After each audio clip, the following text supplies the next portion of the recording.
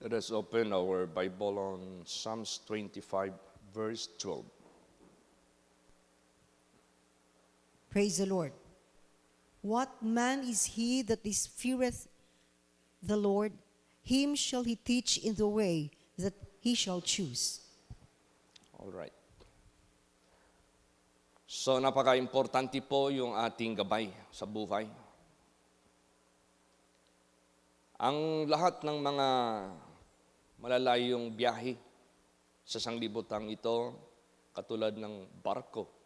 Alam mo yung barko, ilang miles ang biyahe niyan. Eroplano, ilang miles ang biyahe niyan. Bus, ilang miles ang biyahe niyan. So meron silang daan na dapat alam nila yung kanilang dinadaanan na maghatid sa kanilang destinasyon. So, ganun din sa buhay natin. Ituturo ng Diyos sa atin ang daan na dapat nating pipiliin na maghatid sa atin sa kapayapaan, sa kagalakan, sa pagpapala ng Diyos at lalo't na sa ating eternal life. At sinabi dito, what man is he that feareth the Lord? Him shall he teach in the way that he shall choose. So, importante ang gabay ng Diyos. Alam mo ang nangyari sa Sambuanga bago lang? Kahapon lang. Meron na namang estudyante na namaril. 2 ang patay agad. Maraming mga wounded. Ateneo, Sambuanga mismo, nangyari. Bago lang sila nagkaroon ng drill or sort of prevention sa mga nangyayari sa ibang mga schools na may mga pamamaril, 3 days after lang, nalusutan sila. At napag-alaman, there are common ground ang mga estudyante na namamaril. Dahil mahilig silang maglaro ng Roblox. Yung Roblox na yan. Yun ang karamihan. So, mayroong parents na na-interview yung anak niya. Kasi ang karamihan naglalaro niyan, mga bata, 12 years to 16 years old. Yung mga mura pa ang edad. Kasi yung Roblox na yan, it is a sort of computer game na nagbibigay ng tasking. At that is being attended with millions of young ones. Tapos merong sumisingit dyan na mga matured na siguro na mag-manipulate ng isip ng mga bata. Pag meron silang bata nakita na kaya nilang i-manipulate, nga, anong gusto nilang gawin, ipagawa, ginagawa, dahan-dahan hanggang maging worse. So may bata dito na na-interview pati mama. Kasi nagtaka yung mama, naghubad ng short yung bata, lalaki. Tumalon kung saan tumalon. Sabi ng mama, ba't ginawa mo yan? Hindi naman yan katinuan. Ma, inutusan ako ni James. James daw ang pangalan. Bakit? Anong makukuha mo dyan? Kasi sabi niya, gawin ko raw yun para mag-level up ako. At meron akong trophy. Sabi ng ina, mabuti yan lang pinagawa sa iyo na. What if? Kung ikamatay mo. So yun ang nangyayari ngayon sa buong mundo, itong Roblox na yan. Na yung minamanipulate yung mind ng mga tao. Kaya yung mind natin, napaka-importante ito. Na makontrol ng Diyos. Kasi pag iba ang mag-control nito, sigurado yan. Walang peace kasi ang tao pag kontrolado ng masamang espiritu. Pero kung yung mind natin naka-stay sa Diyos, we are connected with God, ituturo niya sa atin yung daan that we should choose na hindi maghahatid sa atin sa ikakapahamak natin, sa ikakasira natin. Basahin natin, napaka-importante yan. Isaiah 26 verse 3. Praise the Lord. Thou wilt keep him in perfect peace, whose mind is stayed on thee, because he trusteth in thee. Yan.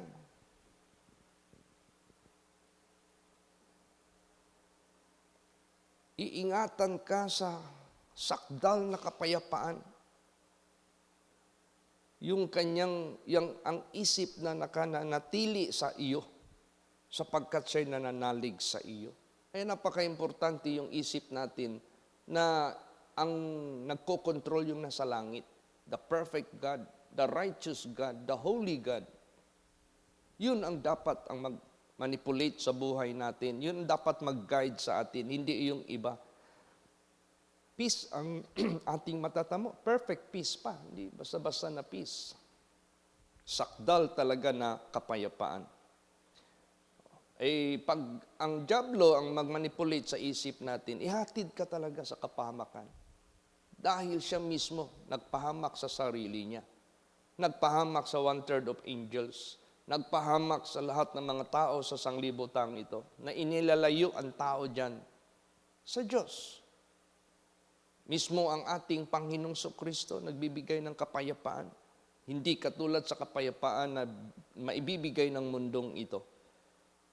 Tingnan mo yung may-ari ng isang na may-ari na malaking share sa Victory Liner. Malaking company yan. Isa yan na largest company na nag-ooperate dyan sa Luzon.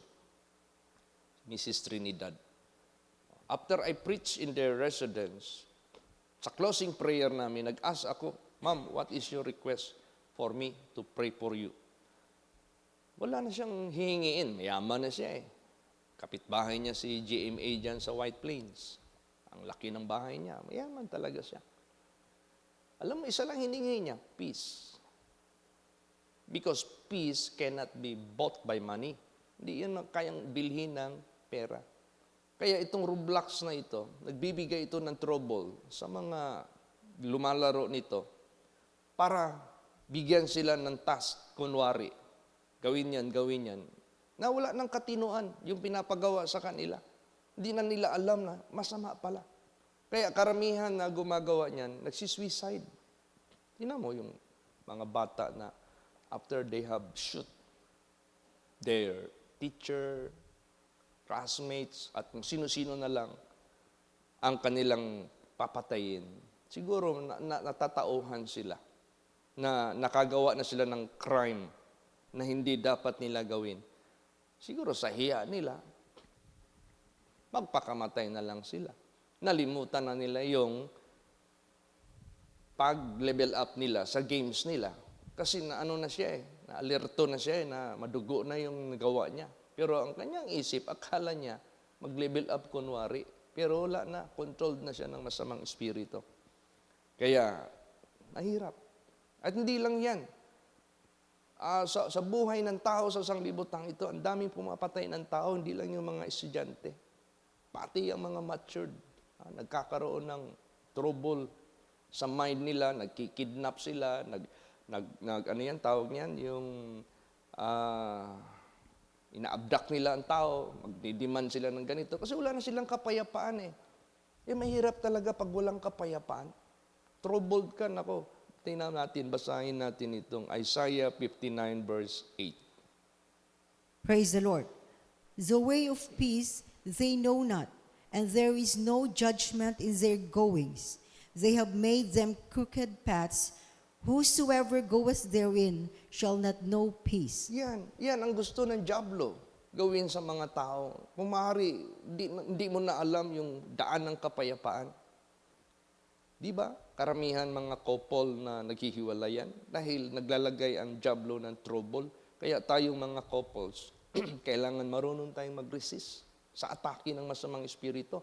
Let us keep our marriage peaceful. Let us keep our marriage as much as possible sweet. Ganon din sa trabaho. Bakit magpapatayan? Trouble ang bawat isa. So, anywhere, tawag nito, category sa buhay ng tao, pag walang kapayapaan, wala, there is trouble. Ang sinabi dito, the way of peace, they know not. Wala silang kalam-alam sa daan ng kapayapaan. There is no judgment in their goings.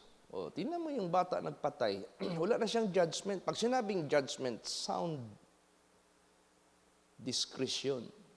Bakit mo gawin magpatay ng magpatay ka?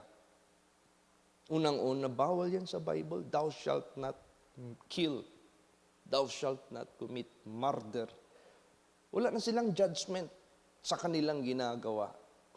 So, ibig sabihin yan, they are under the control of Satan. Yan ang ano. There's no judgment in their goings. Damage na palang nagawa nila. Destruction na palang nagawa nila. Criminality na palang nagawa nila. They have made them crooked paths. Gumagawa na sila ng mga liko na mga daan. Pag sinabing crooked paths, kasamaan. Pag sinabing crooked paths, unacceptable. Pag sinabing crooked paths, matatawag nating lahat ng mga kasamaan nandyan na hindi ikabubuti sa iyong kapwa at sa iyo mismo. Whosoever goeth therein shall not know peace. Pag dyan ka nahulog, wala kang kapayapaan. Kaya, napaka-importante ang Diyos sa buhay ng tao na siya yung nasa isip mo para siya yung maggagabay sa atin lahat. Amen? Praise the Lord. Ano ngayon ang mangyayari pag nahulog ka dyan sa daan na yan na walang kapayapaan? Basahin natin. Romans 3:16 hanggang 18.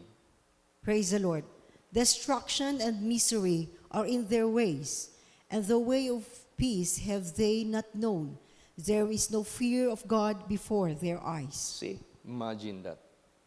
Destruction and misery are in their ways. Grabe yung daan nila.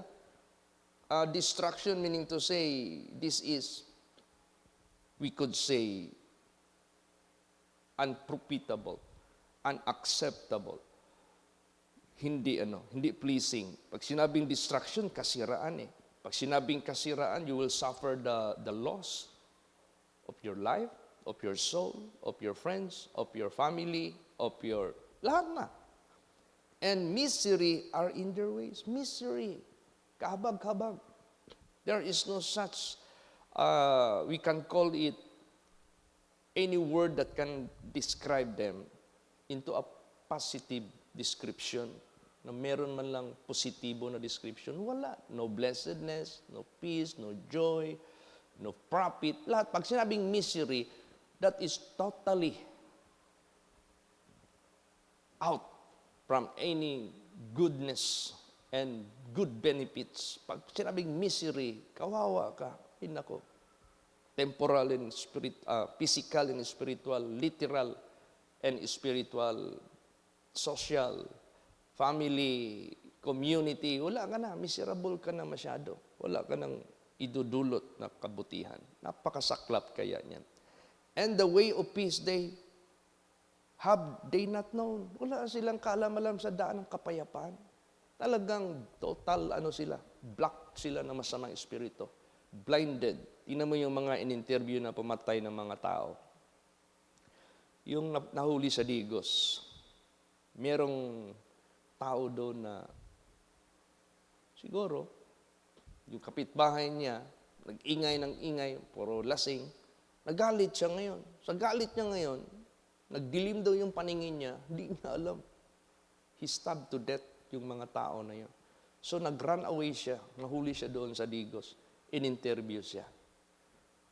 Bakit mo nagawa yun? Nagsisi ako, sabi niya. Kasi at that time, dahil sa galit ko, nagdilim yung mind ko. Hindi ko alam. Nakapatay na ako. Nung nalaman ko nakapatay na ako, na-realize ko, I have committed murder already. So I ran away. Nahuli siya. Nag-block siya. Kaya binawal ng Diyos yung angry. Wrath. Kasi, ano yan siya that is already a door for you to murder. For you to destroy lives. Pag yung galit mo, hindi mo na-control yan. Para kang si Cain na naggalit sa kanyang kapatid, napatay niya.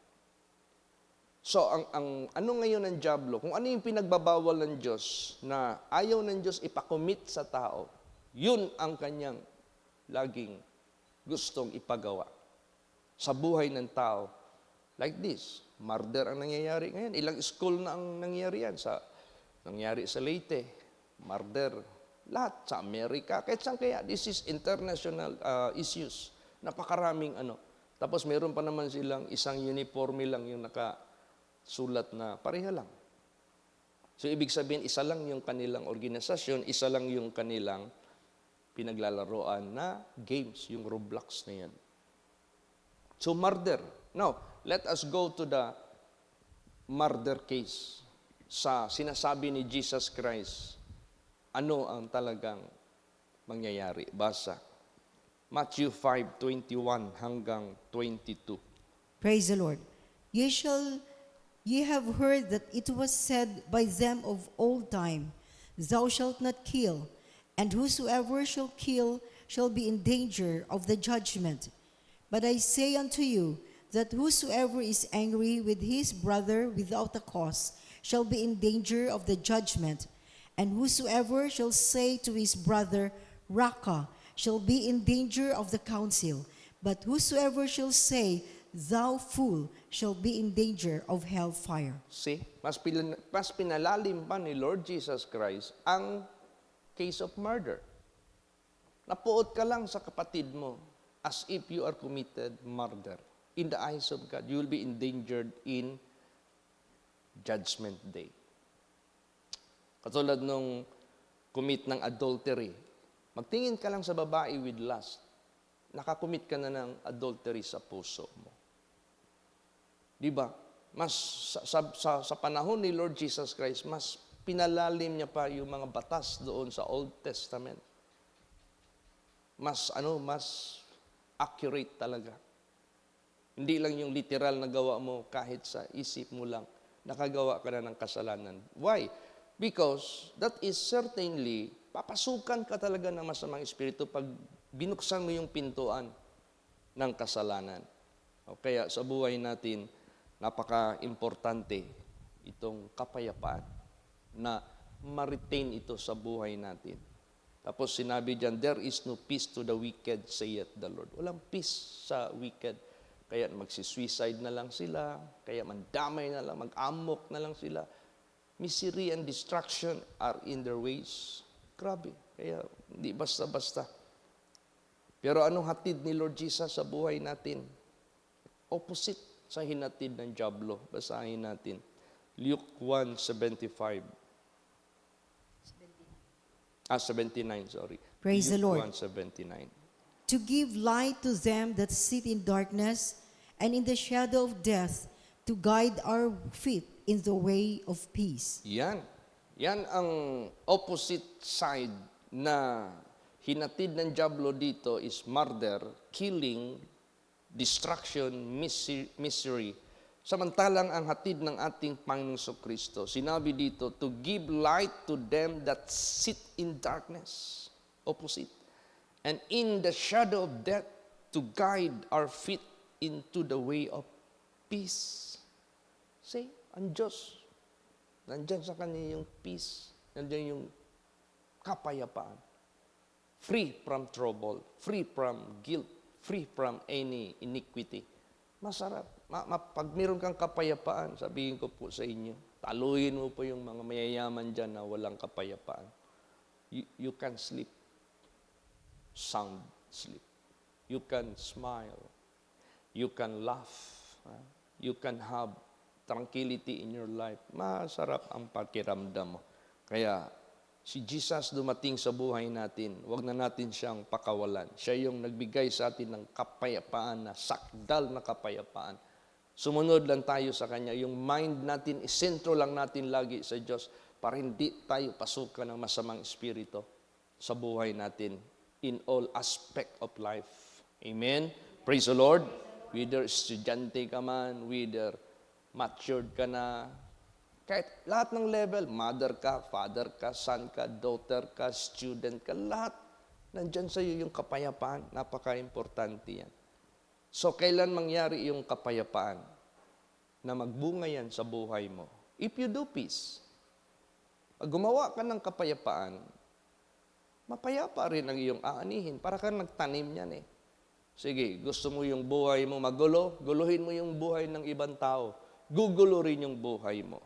Gusto mo mapayapa yung buhay mo, huwag kang mangaway ng ibang tao. Kaibiganin mo sila at bigyan mo sila ng kabutihan. Be peaceful to others. At kakamtin mo yung kapayapaan din. Praise the Lord. Pero wag na natin yung i-deal with Satan. You cannot make any peace with Satan. He is the enemy of God. He is also our enemy. You cannot make peace with Satan. You cannot have any agreement with Satan. Yun lang ang kaibahan. Ang sinabi diyan sa salita ng Diyos for us to deal with Satan or with evil, hate evil. Hindi yan nagkasala ka. Kasi pupuksain ka niyan pag hindi mo yan ginawa. Praise the Lord. So doon tayo umibig sa totoong dapat ibigin natin ang Diyos. So you want peace? Make peace. Basahin natin. James 3:18. Praise the Lord. And the fruit of righteousness is sown in peace of them that make peace. Yes. Ang bunga ng katuwiran ay tinanim ng kapayapaan doon sa mga gumagawa ng kapayapaan. So what you have sown, that you will reap. You want to have peace in your heart, then do not do ill to anyone. Huwag kang gumawa ng kasamaan sa kanino man. Kaya alarming na masyado itong nangyayari ngayon sa ating mga eskwelahan ngayon. Kaya di na safe ang mga estudyante, di na safe ang mga teachers dahil napasukan ng elemento ng masamang espiritu. Kaya bantayan ng mga bata, baka kung ano-ano yung kinakalikot dyan sa cellphone, ano kinakalikot dyan sa computer, baka babad na yan sa mga games na yan na hindi mo alam, binibigyan na yung anak mo ng task. Kaya sabihin ng taning dyan sa mga games na yan, if you want to have a higher level of power, authority, and rank, ganun yan eh. Kasi games kasi yan, parang paligsahan yan eh. Paggalingan yan eh. So, hahamunin yung yung pride mo dyan eh. Pag hinamon yung pride mo, na-touch yung pride mo, papagawa ka ng something, hindi mo na yun maiwasan kasi yung ego mo, ayaw mo nang matouch eh. So, ipiplease mo talaga yung mga nagcha-challenge sa'yo para makuha mo kanwari yung mga promises nila. Gain or whatever, fame. Pero wala. Pinasok ka lang naman sa mga espiritu. After na magawa mo yung task, like to kill as much as possible, as many as possible, pumatay ka. Regardless, papa mo, mama mo, wala na, hindi na yung magkilala. So, anong mangyayari? Wala. Trouble, misery ang mangyayari sa tao na yan. Kaya bantayan ang mga bata. Praise the Lord. Na yung mga kinakalikot nila sa computer, sa baka nagsisekreto yan. At pag na-notice niyo yung bata kumukulong dyan sa kwarto, matagal at naglalak pa. Kasi minsan mag-i-instruct yan sila eh. Don't let your parents know what you are doing. Ganun yan eh. This is highly restricted to be known by anyone. This is just only among us. Gaganunin ka. Tatakutin ka pa niya. Kaya yung bata, sabi ng mama, bakit mo ginawa yan? Takot ako, ma. Bakit ka natakot? Ewan ko. Siyempre, marami silang mga pamamaraan paano nila i-capture yung ng bata. Takot. Kaya sa buhay natin, let us stand for peace. Para hindi tayo madrag dyan. And let us bring this peace to our children. Amen? Because that is the opposite way of Satan. Last verse. Romans 14:19. Praise the Lord. Let us therefore follow after the things which make for peace, and things wherewith one may edify another. Praise the Lord. Sundin natin ang lahat ng mga bagay o ang mga bagay na magbibigay sa atin ng kapayapaan. At mga bagay na tayo ay magtitibayan sa isa't isa. O yan ang ating gagawin sa ating community at saan man tayo ipapadala ng ating Panginoong Diyos. So, alarming masyado. Grabe. Tapos yung estudyante pa naman na pumatay doon, binidyo pa niya yung niya, yung dulo ng automatic rifle niya. Binidyo pa. Makita mo yung dulo. Pag makita mo yung dulo, doon sa unahan, makita mo yung mga tao, kung sino yung binaril niya, kung paano natumba, paano nagtakbuhan yung mga tao, paano bumulagta. Grabe talaga. Maano mo talaga na it is being given some task to him to do such thing. I-video mo, kailangan copy-paste kung paano tayo naglalaro dito ng gira, ganun din, para actual, di ba, sisikat ka. Siyempre, maraming mga ano yan mga deception yan sisikat ka, ganito. Wala, nagpakamatay din. Kasi, ramdam niya na nagkamali siya, natauhan siya. Pero marami ng damage. Kaya, tapos yung bata pa naman na yun, napakataas ng grado. 95 o 96 ang kanyang mga rating sa kanyang studies. Bright. Kaso napag-alaman, mahilig maglaro ng mga Roblox. Yung mga nasa cellphone, nasa computer, yun ang kanilang kahiligan.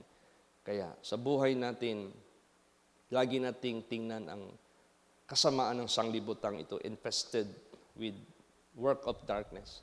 Ingatan natin yung sarili natin, pati mga anak natin, community natin. Turuan natin sila na makaiwas sa mga ganong klaseng. Nung una, ang pinaka-problema ng mga parents, yung ML. Di ba? Tapos yung online gamings. Ngayon, Roblox na naman. Kasi, yung Roblox kasi, parang ikaw yung actor. No? Tapos may mga kasamahan ka. Ma-feel mo na community kayo. Millions yan Hindi basta-basta yan yung mga kasamahan nila. Ang dami niyan.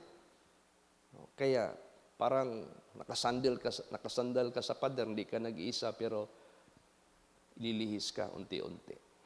Kaya let's resist all this attack of Satan. So therefore, do not make any open doors from Satan. Yung sinabi dyan, abstain from all appearance of evil. Don't place to the devil. Huwag kang magbigay ng lugar sa masamang espiritu. So let peace reign and rule in our hearts. The peace of God that passeth all understanding. Perfect peace. Pag yung ating isip naka-stay, kaya ang instruction ng Diyos sa atin ngayon, let your mind stay on Him. Para siya yung mag-guide sa atin. Hindi tayo gabayan ng ikakapahamak natin.